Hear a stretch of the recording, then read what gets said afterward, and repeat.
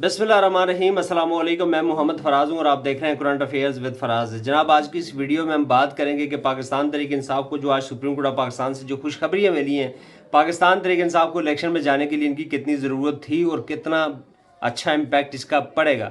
दूसरा, हम बात ये भी करेंगे कि पाकिस्तान तहरीक इंसाफ के ऊपर जो इस वक्त कब्जा करने की एक दौड़ शुरू हो चुकी है, जो एक साजिश शुरू हो चुकी है, उसकी क्या हकीकत है, इसके ऊपर भी आपके सामने कुछ हकायक रखूंगा। लेकिन हस्बे मामूल आगे बढ़ने से पहले आपके साथ एक मैसेज शेयर करना इंतहाई ज़रूरी है इमरान खान का, कि आपने घबराना नहीं है। बीइंग अ नेशन या बीइंग अ इंडिविजुअल, आपने बिल्कुल नहीं घबराना। कौमों के ऊपर मुश्किल वक्त आते रहते हैं। मुश्किल हालात में जो कौमें साबित कदम रहती हैं या जो इंसान साबित कदम रहता है, वही तारीख बदल सकता है। और इंशाअल्लाह अज़ीज़, बीइंग अ पाकिस्तानी नेशन, आप तारीख बदलेंगे। और ये जो फस्तायत का दौर है, जो एक आप कह सकते हैं कि अंधेर नगरी है, इससे बहुत जल्द आपकी हम सब की जान छूटेगी और पाकिस्तान तरक्की याफ्ता अक़वाम की जो सफ़ों में खड़ा होगा।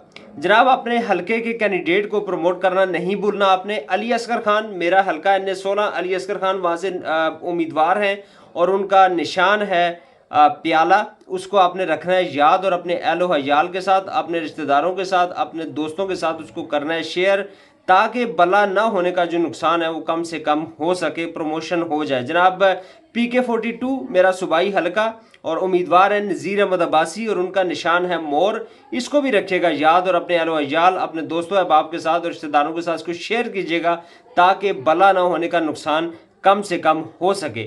जनाब, बढ़ते हैं खबरों की जानिब। आज पाकिस्तान तहरीक इंसाफ को सुप्रीम कोर्ट ऑफ पाकिस्तान से बड़ी खुशखबरियां मिली हैं और बड़े उम्मीदवारों को आज इलेक्शन लड़ने की इजाज़त दी गई है। जनाब, ये वो तमाम उम्मीदवारान हैं जिनको पहले इलेक्शन ट्रिब्यूनल ने, फिर उसके बाद हाई कोर्ट्स ने नैल करार दिया था, या इनके इलेक्शन जो कागजात नामजदगी थे उनको छोटी छोटी वजूहत के ऊपर मुस्तरद कर दिया था। लेकिन जनाब, जब ये केस पहुंचा सुप्रीम कोर्ट ऑफ पाकिस्तान में, तो आज बड़े अहम रिमार्क्स जजेस के, मुअज़्ज़ज़ जजेस के सामने आए। जजेस में जमाल खान मंदूखेल साहब, जस्टिस मुनीब अख्तर साहब, जस्टिस अतर मिनल्ला साहब, जस्टिस मंसूर अली शाह साहब, इनके बड़े इंपॉर्टेंट रिमार्क्स हैं। और सबसे जो आज पहली केस की जो हेयरिंग हुई वो था जी उमर असलम साहब के जो कागजात नामजदगी थे, उनके ऊपर बात हुई। जस्टिस मंसूर साहब ने सवाल किया कि उमर असलम के कागजात नामजदगी क्यों मुस्तरद हुए। ये सवाल था जस्टिस मंसूर साहब का। क्या उमर असलम इश्तिहारी हैं? इस पर अली जफ़र ने बताया कि उमर असलम हिफाजती ज़मानत हासिल करके ज़मानत कबल अज़ गिरफ्तारी पर हैं। इनकी इंतखाबात लड़ने की एक आइनी दरख्वास्त मुस्तरद और दूसरी मंजूर हुई है। जस्टिस मंसूर ने सवाल उठाया कि मफरूर या इश्तिहारी को इंतखाबात लड़ने से कौन सा कानून रोकता है, हमें कानून ज़रा बताएं। इस पर इलेक्शन कमीशन के वकील ने कहा कि मफरूर या इश्तिहारी कानून की खिलाफ वर्जी का मुर्तकिब होता है, इसलिए इंतखाबात नहीं लड़ सकता। अच्छा जी, इसके ऊपर हम यही बात करें तो फिर तो नवाज शरीफ साहब जो इंतखाबात लड़ने के हाल नहीं थे, लेकिन वो इंतखाबात लड़ रहे हैं। फिर जस्टिस मंसूर ने रिमार्क्स दिए कि इंतखाबात में हिस्सा लेना बुनियादी हक है। किसी शख्स को इंतखाबात के बुनियादी हक से महरूम करके सजा दे रहे हैं, किसी को इंतखाबात में हिस्सा लेने से कैसे रोका जा सकता है।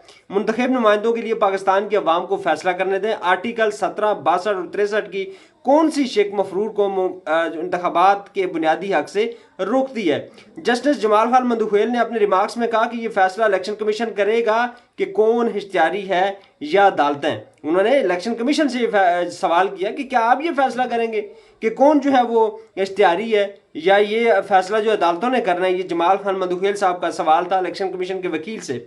जस्टिस अतर मिनल्ला साहब ने कहा कि इलेक्शन कमीशन पाकिस्तान के अवाम को जवाब दे या उम्मीदवारों को।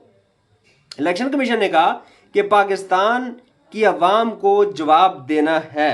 दौरान समाअत इलेक्शन कमीशन हुकाम ने अदालत को बताया कि बैलेट पेपर छपना शुरू हो चुके हैं, अब तब्दीली मुमकिन नहीं होगी। इस पर जस्टिस अतर मिनल्ला ने कहा कि बैलेट पेपर छपना शुरू हो गए तो क्या हुआ, उम्मीदवारों को बुनियादी हकूक से महरूम कर देंगे।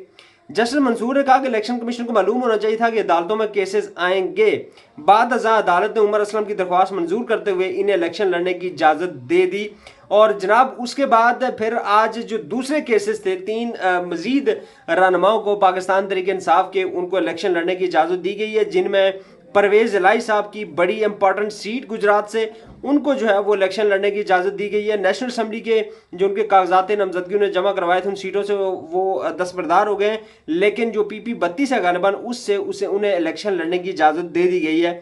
फिर सनम जावेद साहिबा, जिनका बराह रास्त टाकरा है मरियम औरंगजेब साहिबा से, मरियम नवाज शरीफ साहिबा से सॉरी, उनके साथ उनका मुकाबला होना है, उनको भी इलेक्शन लड़ने की इजाज़त दे दी गई है। और जनाब फिर उसके बाद शौकत बसरा साहब को इजाज़त दे दी गई है इलेक्शन लड़ने की, और मेजर ताहिर सादिक अटक से उनको इजाज़त दे दी गई है इलेक्शन लड़ने की। तो पाकिस्तान तहरीक इंसाफ के लिए आज सुप्रीम कोर्ट ऑफ पाकिस्तान से बड़ी खुशखबरियाँ थी और ये बड़ी अहम सीट्स हैं।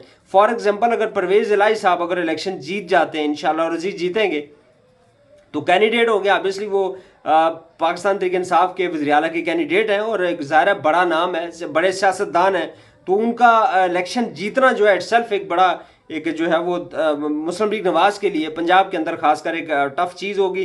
फिर मेजर ताहिर सादिक एक बड़ा नाम है, उनका इलेक्शन लड़ना बड़ा इंपॉर्टेंट होगा।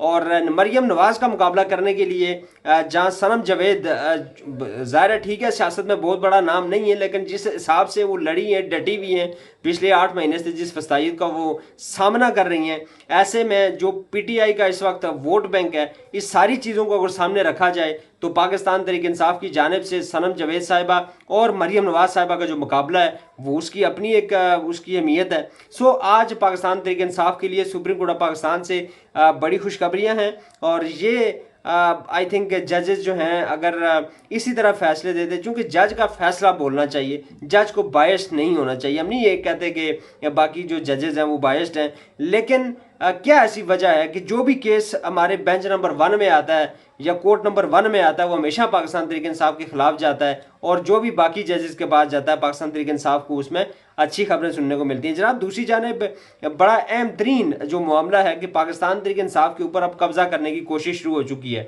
वो जो एक शख्स है अकबर एस बाबर, जो कि पाकिस्तान तहरीक इंसाफ जिसको अपना मेंबर मानती नहीं है, पाकिस्तान तहरीक इंसाफ ये बताती है कि हमने इसको 2014 में पार्टी से निकाल दिया था, वो फिर अब कोशिश कर रहा है कि मैं जो है वो पाकिस्तान तहरीक इंसाफ के चेयरमैन का इलेक्शन लड़ूंगा। तो ऐसे में मेरी पाकिस्तान तहरीक इंसाफ के तमाम लोगों से गुजारिश है कि इसमें घबराने की जरूरत बिल्कुल नहीं है, क्योंकि इलेक्शन लड़ने के लिए तकरीबन पाकिस्तान तहरीक इंसाफ के पास 8 लाख या 8.5 लाख वोटर जो हैं वो रजिस्टर्ड हैं, वो फीस भी पे करते हैं, वो ऑनलाइन आपके मेंबर्स भी हैं और वोट भी ऑनलाइन ही गालिबा इसमें जो है वो डलना है। तो ऐसा कुछ भी नहीं है कि अकबर एस बाबर आएगा और आके तो पाकिस्तान तहरीक इंसाफ का चेयरमैन बन जाएगा, ये कोई इतना आसान काम नहीं है। और चंद 100 भगोड़े 2-400 आप कह लें या 100 या 200 बंदे जो हैं साथ रख के, वो जो कि प्लांटेड हैं किसी की जानिब से उनको प्लांट किया गया है और किसी कुछ ऐसे ख़ास मकासद के लिए उनको पाकिस्तान तहरीक इंसाफ के अंदर इंजेक्ट किया गया है। तो ऐसा नहीं हो सकता कि बाहर से कोई आउटसाइडर आए और इतनी बड़ी जमात जो कि पूरे पाकिस्तान की वफाकी जमात आप उसको कह सकते हैं, पाकिस्तान तहरीक इंसाफ पूरे पाकिस्तान की एक नुमाइंदा जमात है, तमाम की तमाम कौमी असम्बली की 266 नशिस्तों के ऊपर पाकिस्तान तहरीक इंसाफ ने अपने उम्मीदवार जो है वो उतारे हैं मैदान में, और जो इस वक्त हुकूमत बनाने के दावेदार हैं उनको 54 नशिस्तों पर उम्मीदवार ही नहीं मिले।